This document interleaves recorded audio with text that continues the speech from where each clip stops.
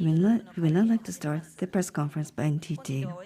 Thank you for joining us despite your busy and demanding schedule. We appreciate your kind attendance. My name is Sekine with NTT Public Relations Office. Thank you so much for joining us today. First, I would like to introduce the attendees from our side. CEO and President, Mr. Akira Shimada. Senior Vice President, Head of Finance and Accounting, Mr. Kazuhiko Nakayama. And also Senior Vice President, Head of Corporate Strategy Planning, Mr. Takashi Taniyama. These are the three attendees from our side. The presentation materials, which we will show today, has been uploaded on the website at NTT Group as of 1300 Japan time. Also, after the press conference is over, we'll have a press conference by NTT Docomo, NTT East, and also NTT West from the Osaka site. So there'll be presentations, financial results from all those companies after NTT Holding Company's presentation. We'd like to start. Mr. Shimada, the floor is yours. Thank you for joining us today. We appreciate your kind attendance. My name is Shimada, the President and CEO of the company. I would like to introduce to you the agenda for the day. It's made from three parts. We'll present the financial results for fiscal year ended March 2023 and financial forecast for fiscal year ending March 2024. This will be followed by a discussion on the new medium-term management strategy, and we'll close out with introduction of shareholder returns, stock split, and organizational changes. Then allow me to start with the consolidated results. Correction. Please turn to page 4. I would like to turn to the financial results for March year ending March 2023 and forecast for March 2024.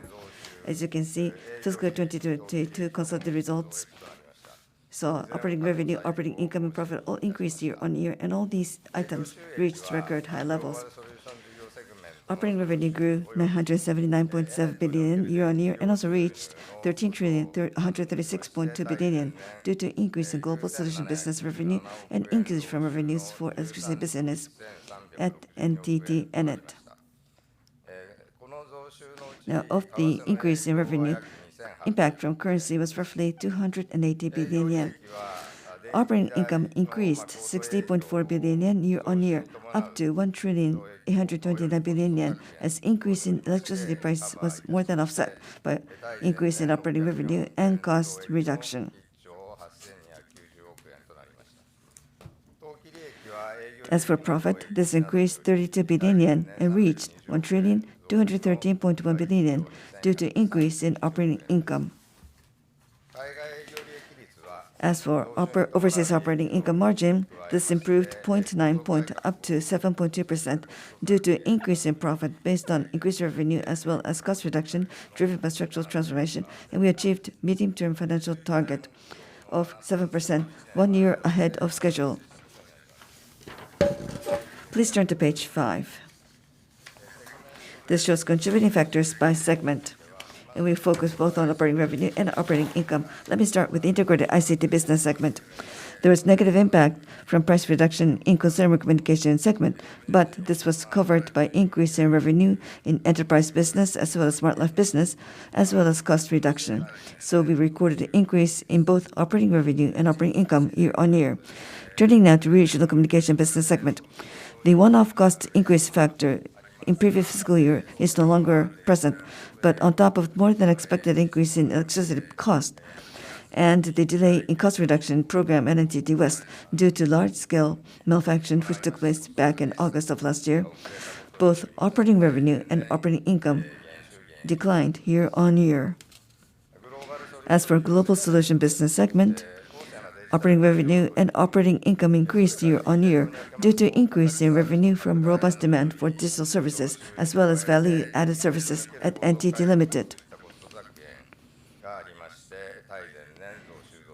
So both operating revenue and operating income increased year on year. As for the other sectors, including real estate and energy, due to increase in revenue from electricity business reflecting jump in the fuel price at NTT Enet, operating revenue and operating income both increased year on year. Let me now talk about the fiscal year 2023 results forecast. Please turn to page 7. Operating revenues will decrease year on year, while operating income and profit will increase year on year. That will be the forecast for the fiscal year 2023. We'll aim to achieve both. We'll aim for operating income and profit to reach record high levels, and we'll aim to reach EPS of 320 yen and achieve medium-term financial target. As for operating revenue, this is expected to decrease year-on-year due to foreign exchange and decline in revenue from electricity business at Ennet. But our plan is to aim for income increase in major business segments after excluding these factors. As for operating income, while the impact from rise in electricity cost is uncertain, we expect operating income will increase 121 billion yen year-on-year based on increase in profit in group companies such as Docomo. As for profit, despite increase in interest payment, profit is expected to increase 41.9 billion yen year-on-year based on increase in operating income. Please turn to page 8 of your material. This shows you the fiscal year 2023 forecast summary by segment, starting with integrated ICT business segment. On top of growth in enterprise business and smart life business, downward pressure on revenue was more or less eased due to the increase in number of users signing up to medium to large data plan in the consumer communication business, as well as cost efficiency. So Docomo as a whole was able to see increase in both operating revenue and operating income year-on-year. As for regional communication business, we expect increase in both operating income as cost efficiency measures that was delayed will now be implemented at NTT West, as well as expanded growth business at NTT East and West and cost efficiency. So that is the plan for this segment. Turning now to global solution business segment. Well, there is negative impact from currency or foreign exchange. Operating revenue and operating income is expected to grow year-on-year from robust demand for digital, as well as cost reduction through structural transformation and reform. As for others, operating revenue is expected to decline year-on-year as results from drop in revenue from electricity business based on more appropriate sale volume at NTT Ennet. Although decline in revenue will push down operating income, we expect operating income will increase year-on-year due to increased profit in NTT Urban Solutions real estate business. Please turn to page 9. As for the current medium-term financial targets, this is on track. EPS will reach 348 at the end of fiscal year 2022 and expected to exceed our plan of 340 yen. We will aim to reach EPS of 370 yen, which is the current medium-term financial target. Now, I will explain the new medium-term management strategy, and we will shift to financial targets. We'll shift to new financial targets, and the current targets, including EPS target, will shift to financial target to be contained in this new strategy. Please turn to page 9. This shows you the progress under the current medium-term management strategy. We have shown you the progress since February 2023. So let me now turn to explanation about the new medium-term management strategy. The title is New Value Creation and Sustainability 2027, powered by ION. That will be the subtitle under this plan. Now, this medium-term strategy will cover 5-year period from 2023 up until fiscal year 2027. So it's a 5-year plan. The fundamental principles of this new plan is indicated on page 1. And the pillar is this: innovating a sustainable future for people and planet. This represents the fundamental principle of this new plan. Please turn to page 2. For that purpose, we will increase our investments in growth areas. Over the next 5 years, we will invest about 8 trillion yen, increase of 50% compared to the past. Including investment for existing areas, it will total 12 trillion yen over the next 5 years. Please turn to page 3. We will also further increase our cash generation ability for the future. And looking ahead to fiscal year 2027, we aim to grow EBITDA, which has been flat so far, to reach approximately 4 trillion yen, 20% increase by increasing investment in growth areas and so on. Please turn to page 4. Next, I'd like to talk about pillars of our initiatives to execute our strategy. We've set 3 main pillars. The first pillar is NTT as a creator of new value and accelerator of a global sustainable society. The second and third pillars are designed to support the first pillar. The second pillar is upgrading the customer experience, CX. The third pillar is improving the employee experience, EX. I will explain 9 initiatives that make up these 3 pillars in a moment. Please turn to page 5. I will now explain the first pillar, NTT as a creator of new value and accelerator of a global sustainable society. And the very first initiative is ION-driven creations of new value. From concept to commercialization, we will establish NTT Innovative Devices Corporation in June 2023 to rapidly commercialize photonic electronic conversion devices that achieve lower power consumption as a solution to the growing power consumption with the increased use of AI and so on. The company will start with initial investment of 30 billion yen with subsequent increases to be considered. Also, in order to accelerate R&D and the commercializing ION, including 60 in FY2023, we will invest approximately 100 billion yen and continued investments thereafter to accelerate commercialization of servers and digital twin computing will follow. Please turn to page 7. The second initiative is data-driven creation of new value, Smart World. With a focus on retail customers, we will strengthen Docomo's Smart Life businesses to strengthen personal business, and we will actively invest at least 1 trillion yen in the growth area over the next 5 years. For example, we will upgrade and refine a variety of services in different domains such as financial and healthcare medical services, and by analyzing various data obtained by these services, we will try to offer optimal, personalized services to our customers.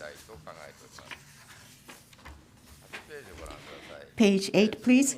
Next, strengthen the use of DX data in society and industry.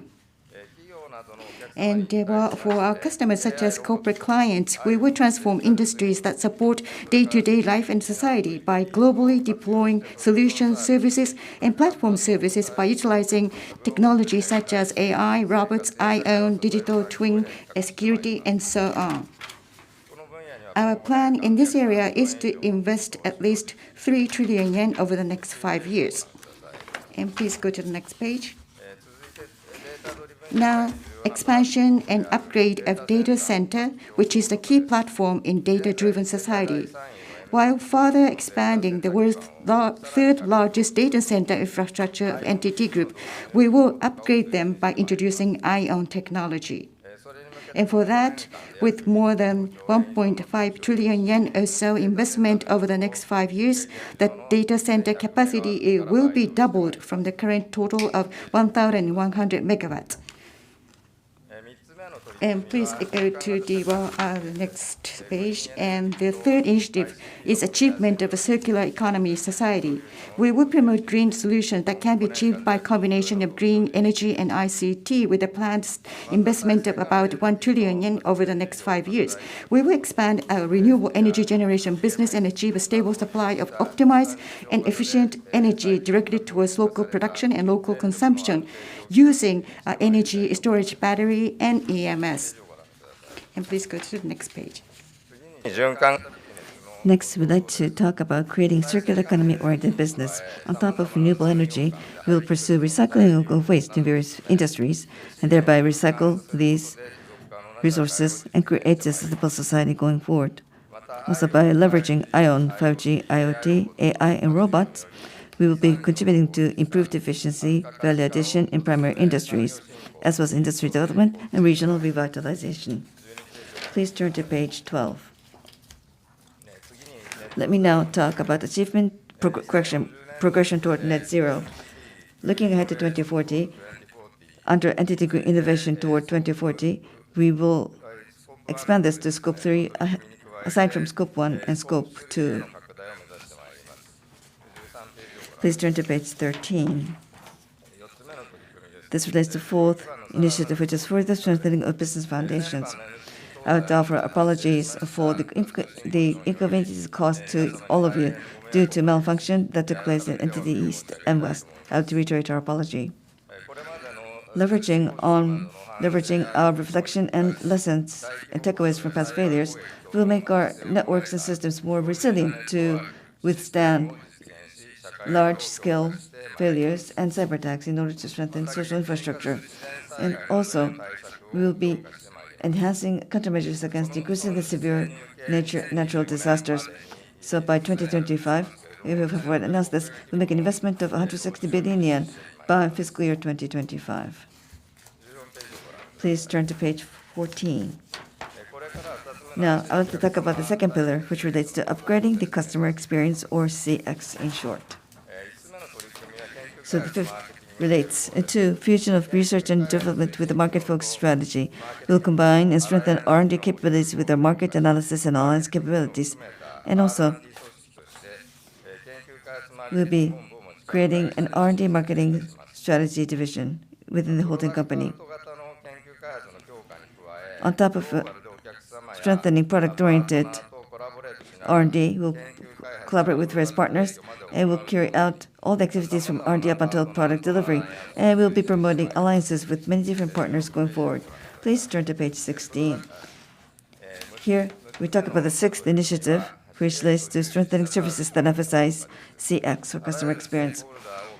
We will see various stakeholders as potential customers and partners, and we'll be placing emphasis on customer experience first initiative. We'll track customer journey. We'll also be providing agile and upgraded and improved services, and we want to offer new experiences and impressions that will exceed customer expectations, so that NTT Group will continue to be chosen by our customers. Please turn to page 17. We will now be talking about the third pillar, which relates to improving the employee experience, or EX. Please turn to page 18 now. The seventh initiative relates to open and innovative corporate culture. With the customer-first principle as the basis, we will be emphasizing open collaboration, trial and error type of culture. We'll also continue to reinforce our activities in relation to diversity and inclusion. Please turn to page 19. Eighth initiative relates to support career growth. We'll support employee career growth and increase investment in human capital to drive business growth. For example, based on the personal system based on experiences, which was introduced, and expertise rather, which was introduced in April of this year, we'll support employees acquiring external skill qualifications, as well as expand menu of various training programs, as well as strengthening career support function that will be provided with capital career development advisors. We'll also support total career development that supports relevant various life events based on child care. Lastly, the ninth initiative is strengthening and upgrading of support programs for employees and their families all around the world. Benefits that support a portion of educational expenses up to college graduation of children of deceased employees will be expanded. In Japan, from 1988, using the scholarship fund, educational expenses support to children in the event of employees' death have been provided.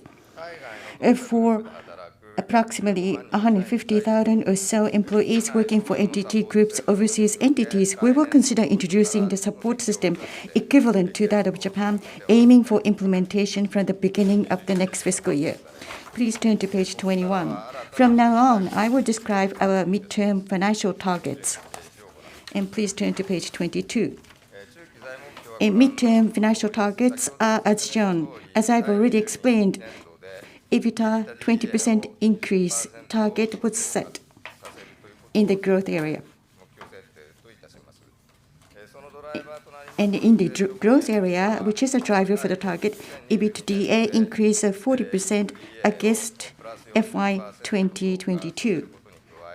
In addition, in global businesses where we should focus on in the growth area, separately, overseas operating income margin of 10% in FY2025 is set as target. In the existing area, continuous profit generation is expected, and 10% EBITDA increase over FY2022 is targeted, and in order to improve capital efficiency, 9% target is set for ROIC. In addition, sustainability-related targets based on Sustainability Charter and new environment and energy vision that we put forward. 3 targets, namely new female manager promotion rate, greenhouse gas emissions, and employee engagement rates are set. Please turn to page 23. For strengthening our ability to generate cash for growth is as shown. And please turn to page 24. By increasing investment to achieve further growth, demand for funds will rise. We will, however, pay attention to capital efficiency so that we will be able to maintain or reduce our interest-bearing debt to EBITDA ratio to 2 times or so. Now, I'd like to talk about the fundamental policy on shareholder returns. We will keep our basic policy of implementing steady increases in dividends and flexibly conduct share buybacks to improve capital efficiency. And this concludes the presentation of the new midterm management strategy. Lastly, I'd like to talk about shareholder returns, stock split, and organizational changes that's being planned.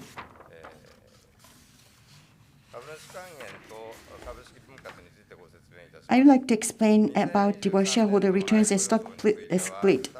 The Board of Directors resolved at today's meeting that aggregate annual dividends for FY2023 are expected to be 125 yen per share, an increase of 5 yen from the last fiscal year. As a result, dividends are expected to increase for the 13th consecutive year.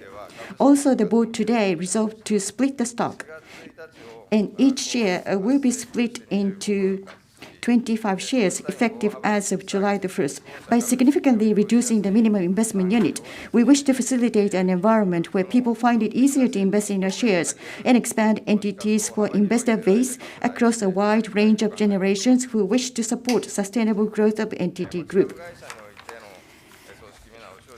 And we are going to carry on with the organizational change in the holding company. As explained earlier in our new midterm management strategy, R&D Market Strategy Division is going to be newly launched. And under that, marketing, planning, and alliance departments will be well established. And in line with that, the R&D planning department will be transferred, and also the new business development division is going to be abolished. Separately, in order to strengthen our global marketing and promotions, public relations office will become independent of the corporate strategy planning department and set up as public relations department under the direct control of the president. In order to strengthen our global legal risk support, a legal office will be established within the general affairs department. To accelerate initiatives for sustainable charter, a sustainability office will be established in the corporate strategy planning department. And this concludes my presentation. Thank you.